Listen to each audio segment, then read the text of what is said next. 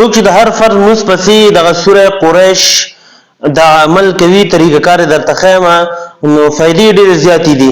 کم کس چې هر فرض مونځ پسې سوره قریش لإيلاف قریش إيلافهم رحلة الشتاء والصيف دغه سوره چې څوک 7 مرتبه وایي دی ولا فائدې ډېرې زیاتې دي. فائدې کومه ده؟ اوله فائدې ده چې رزق به فراخ وي.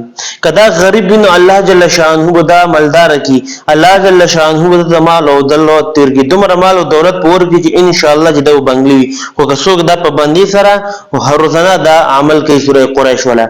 زموږ فائدې دا که په د باندې قرض وي خلکو په قرض دا قرض دا ورکول نشي نو دغه عمل وکړي په وجه بستاو الله جل شانه قرض ولا کسوره مسله دغه ختمه کی. درېمه فائدې دا ده چې ستا په کاروبار کې څه مسله ده، کاروبار د مخ کې زینا، کاروبار د پټپ ناشته، کاروبار کې برکت نشته، کاروبار چې څه قسمه مسله ده.